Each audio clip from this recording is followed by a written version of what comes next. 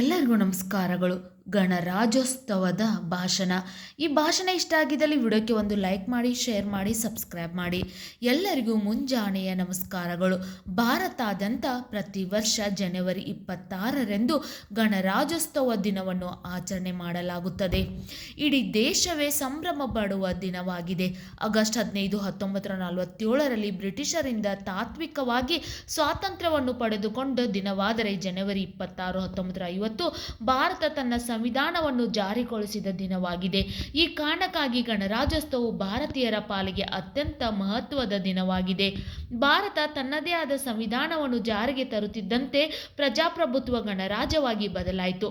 ಜನವರಿ 26, 1950ರಂದು ಸಂವಿಧಾನವು ಭಾರತವನ್ನು ಸಾರ್ವಭೌಮ, ಜಾತ್ಯತೀತ, ಸಮಾಜವಾದಿ ಮತ್ತು ಪ್ರಜಾಸತ್ತಾತ್ಮಕ ಗಣರಾಜ್ಯವೆಂದು ಘೋಷಿಸಿತು. ಈ ಘೋಷಣೆಯೊಂದಿಗೆ ಭಾರತದ ರಾಷ್ಟ್ರಪತಿಗಳು ದೆಹಲಿಯ ರಾಜಪಥದಲ್ಲಿ ಧ್ವಜಾರೋಹಣ ಮಾಡಿದರು. ಪರೇಡ್ ಮತ್ತು ರಾಷ್ಟ್ರಗೀತೆಯನ್ನು ಹಾಡಿದರು. ಇದು ಸಂಭ್ರಮಾಚರಣೆಗೆ ಕಾರಣವಾಯಿತು. ಆದ್ದರಿಂದ ಈ ಹಬ್ಬವನ್ನು ಸಂಭ್ರಮದಿಂದ ಆಚರಣೆ ಮಾಡಲಾಗುತ್ತದೆ.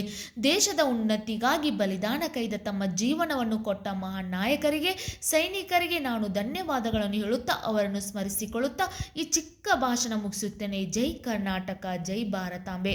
ನಿಮಗೂ ಕೂಡ ಗಣರಾಜ್ಯೋತ್ಸವದ ಒಂದು ಚಿಕ್ಕ ಭಾಷಣ ಇಷ್ಟ ಆಗಿದ್ದಲ್ಲಿ ವಿಡಿಯೋಕ್ಕೆ ಒಂದು ಲೈಕ್ ಮಾಡಿ, ಶೇರ್ ಮಾಡಿ, ಸಬ್ಸ್ಕ್ರೈಬ್ ಮಾಡಿ. ಯಾವುದೇ ವಿಡಿಯೋ ಬೇಕಂದ್ರೂ ಕಮೆಂಟ್ ಮೂಲಕ ತಿಳಿಸಿ. Thank you.